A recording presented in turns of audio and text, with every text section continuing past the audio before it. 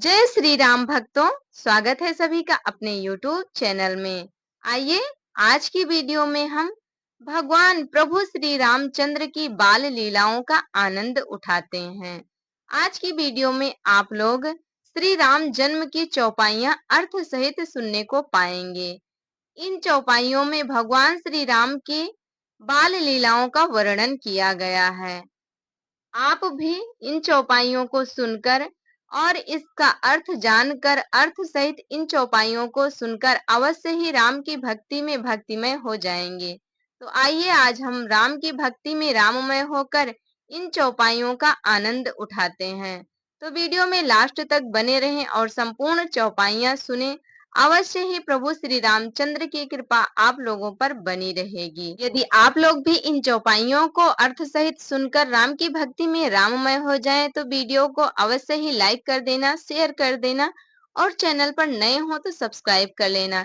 Comment box में जय श्री राम जरूर लिख देना। पहले चौपाई की ओर बढ़ते हैं, जो कि दोहा है। वो इस प्रकार है। जोर लगन ग्रह बार तिथि सकल भय अनुकूल, चर अरु अचर हर्ष जुत राम जन्म सुख मूल। इसका अर्थ है योग, लगन, ग्रह, वार और तिथि सभी अनुकूल हो गए। जड़ और चेतन सब हर्ष से भर गए, क्योंकि श्री राम का जन्म सुख का मूल है। नवमी तिथि मधुमास पुनीता, शुक्ल पक्ष अभिजित हरि प्रीता, मध्य दिवस अति शीत न घामा, पावन काल लोक विश्रामा। इसका अर्थ है, इसका भावार्थ है, पवित्र चैत का महीना था, नौमी तिथि थी, शुक्ल पक्ष और भगवान का प्रिय अभिजीत मुहूर्त था। दोपहर का समय था, ना बहुत सर्दी थी ना धूप गर्मी थी। वह पवित्र समय सब लोगों को शांति देने वाला था। शीतल मंद सुरभि बहबाऊ, हर्षित सुर संतन मन चाऊ, बन कुसुमित गिरिगन मणि आरा, अस्त्रवहि सकल सरितामृत धारा। भावार्थ है, शीतल मंद और सुगंधित पवन बह रहा था, देवता हर्षित थे और संतों के मन में बड़ा चाव था। वन फूले हुए थे, पर्वतों के समूह मणियों से जगमगा रहे थे और सारी नदियां अमृत की धारा बहा रही थी। सो अवसर बिरंच जब जाना, चले सकल सुर साजी विमाना, गगन विमल संकुल सुर जू था, गाँव ही गुण गंधर्व बरू था।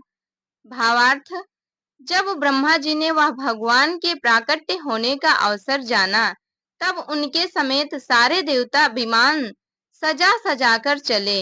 निर्मल आकाश देवताओं के समूहों से भर गया। गंधर्वों के दल गुणों का गान करने लगे। आगे दोहा है।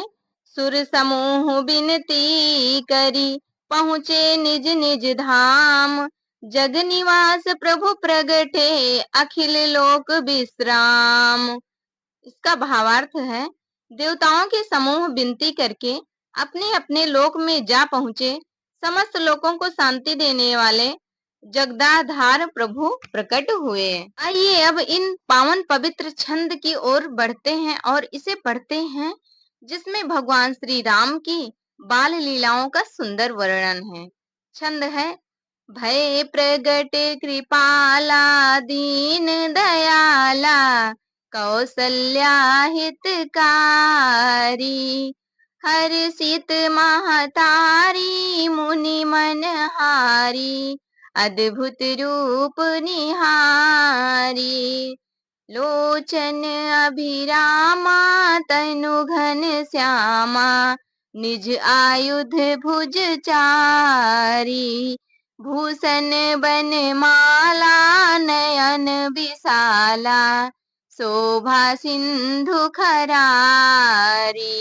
भावार्थ है, दीनों पर दया करने वाले कौशल्या जी के हितकारी कृपाल प्रभु प्रकट हुए। मुनियों के मन को हरने वाले उनके अद्भुत रूप का विचार करके माता हर्ष से भर गई।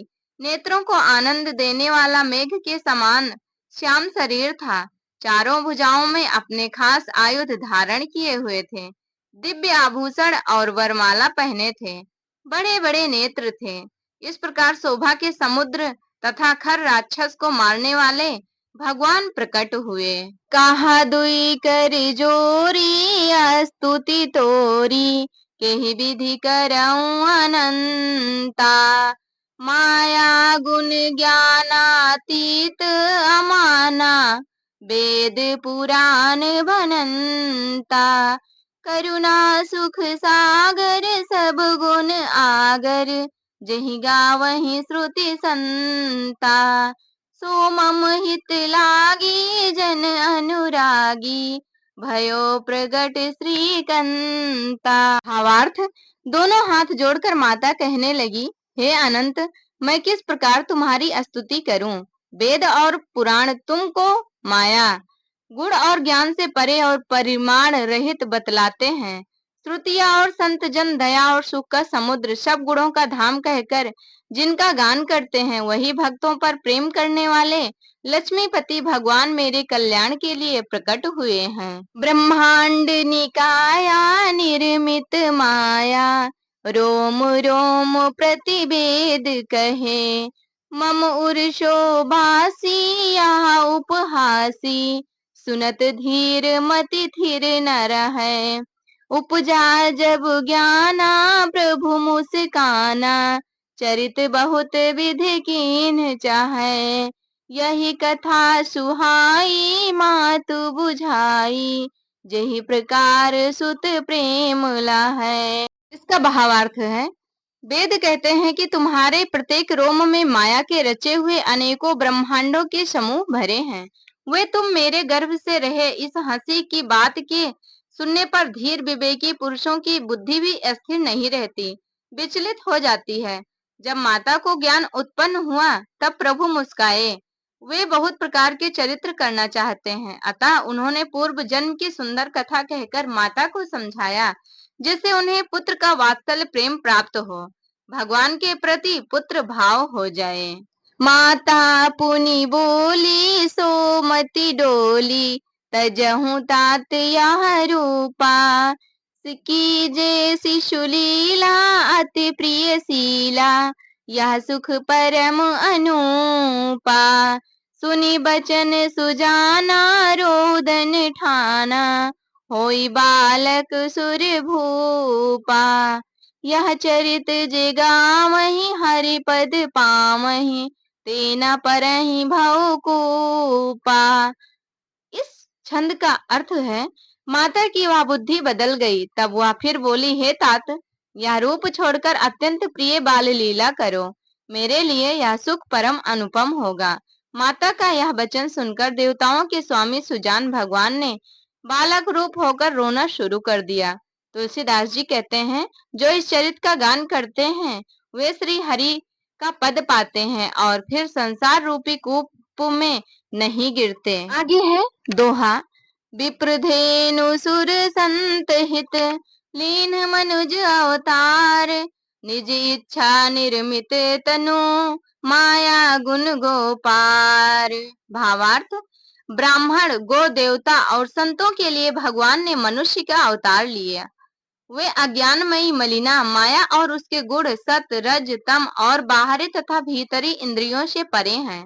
उनका दिव्य शरीर अपनी इच्छा से ही बना है, किसी कर्म बंधन से परवश होकर त्रिगुणात्मक भौतिक पदार्थों के द्वारा नहीं। चौपाई है। सुनि शिशुरुदन परम प्रिय वाणी, संभ्रम चली आई शब रानी। हर्षित जहाँ तहाँ धाई दासी, आनंद मगन सकल पुरवासी।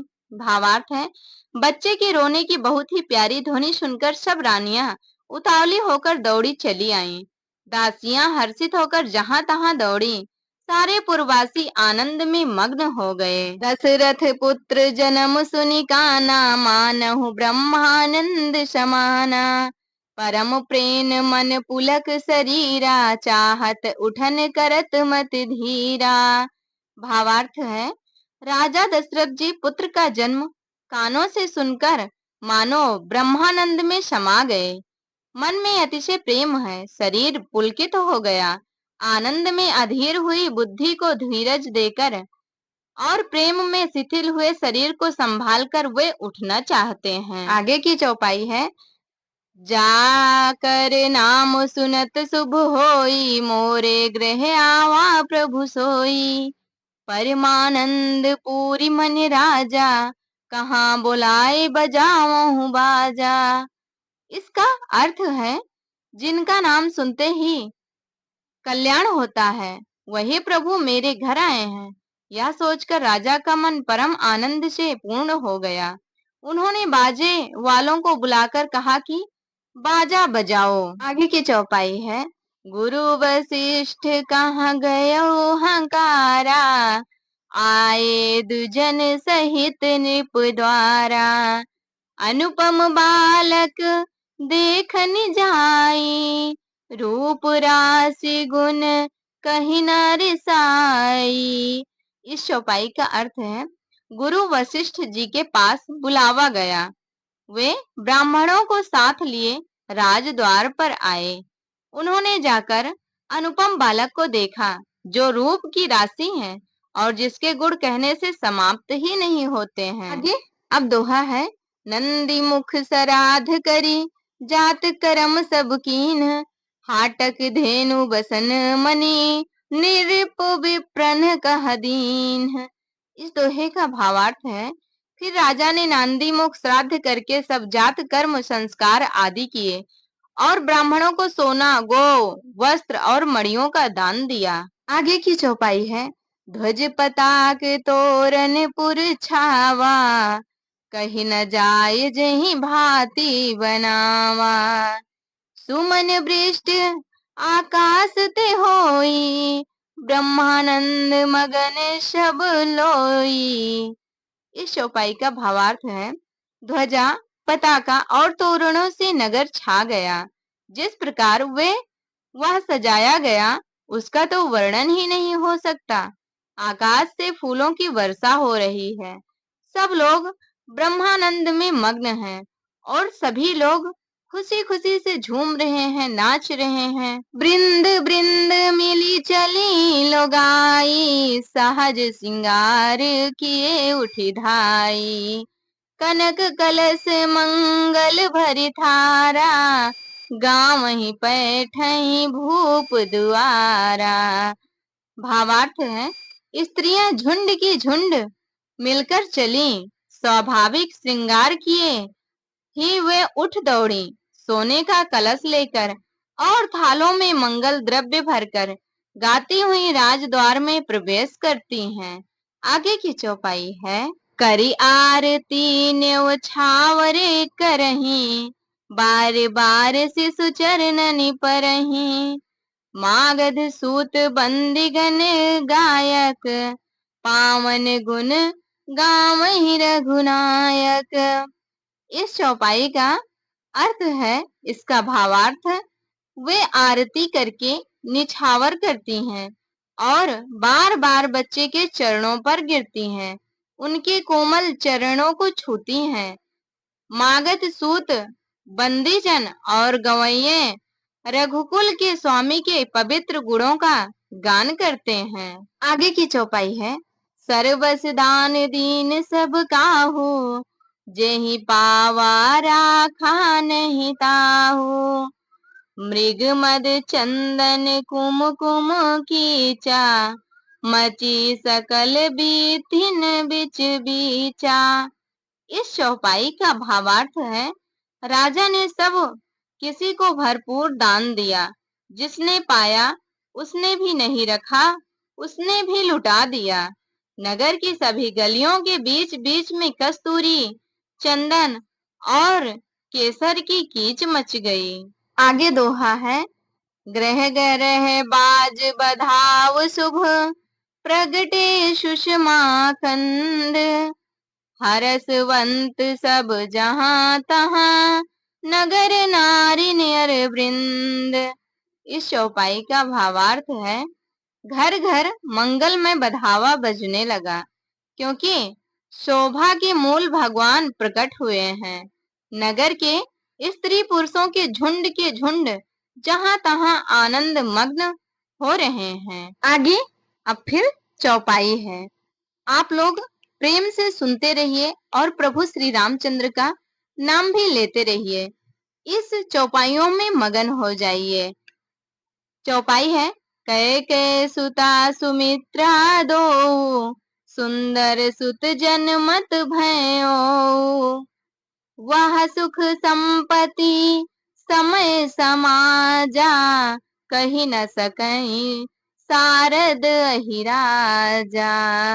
इस चौपाई का भावार्थ है, कैकेयी और सुमित्रा इन दोनों ने भी सुंदर पुत्रों को जन्म दिया।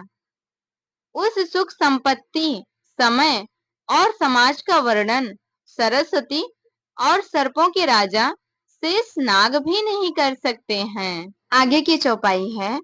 अवधपुरी सोई है यही भांति, प्रभु मिलन आई जनु जाति।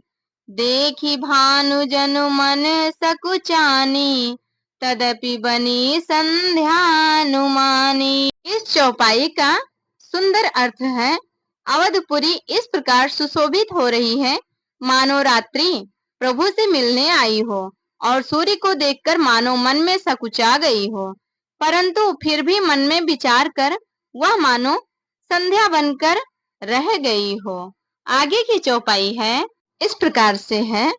अगर धूप बहु जनु अंधियारी, उड़े अबीर मनहु अरुनारी। मंदिर मणि समूह जनु तारा, नृप ग्रह कलश सो इंदु दारा। इस चौपाई का भावार्थ है। अगर की धूप का बहुत सा धुआं मानो संध्या का अंधकार है, और जो अबीर उड़ रहा है वह उसकी ललाई है। महलों में जो मणियों के समूह हैं वे मानो तारागढ़ हैं। राजमहल का जो कलश है वही मानो श्रेष्ठ चंद्रमा है। आगे की चौपाई है। भवन वेद धुनि अति मृदु बानी, जनु खग मुखर समय जनु सानी। कौतुक देखी पतंग भुलाना, एक मास ते ही जात न जाना। इस चौपाई का अर्थ है, राजभवन में जो अति कोमल वाणी से वेद ध्वनि हो रही है वही मानो समय से समयानुकाल सनी हुई पक्षियों की चहचहाहट है। यह कौतुक देखकर सूर्य भी अपनी चाल भूल गए। एक महीना उन्होंने जाता हुआ न जाना, अर्थात उन्हें एक महीना वहीं बीत गया। आगे दोहा है। मास दिवस कर दिवस भा, मरम न जाने कोई। रथ समेत रवि था क्यों, निशा कवन विधि होई। इस दोहे का सुंदर और मनोहर अर्थ है, महीने भर का दिन हो गया, इस रहस्य को कोई जान ही नहीं पाया। यह दिन रहस्यमय ही रह गया, कोई नहीं जानता। सूर्य अपने रथ सहित वहीं रुक गए, फिर रात किस तरह होती है किसी को नहीं पता चला। आगे की चौपाई है। यह रहस्य काहू नहीं जाना, दिन मनि चले करत गुण गाना।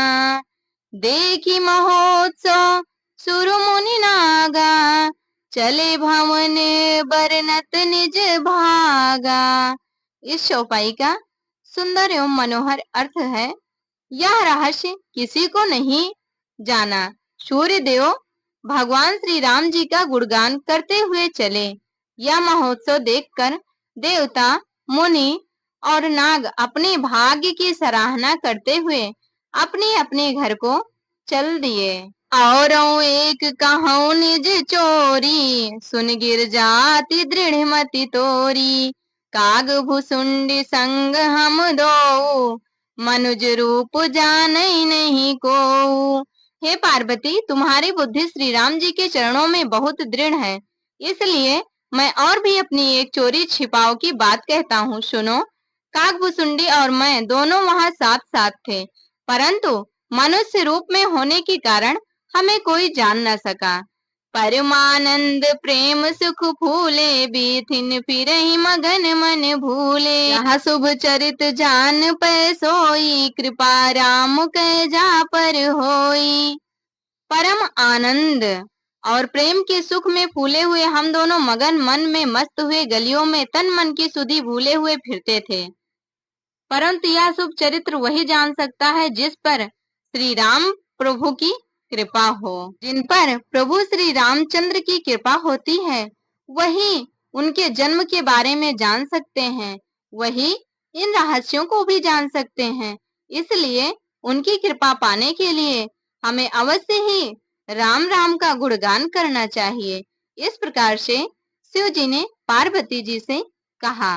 प्रिय भक्तों, ये वीडियो और सारी चौपाइयाँ यहीं तक थी।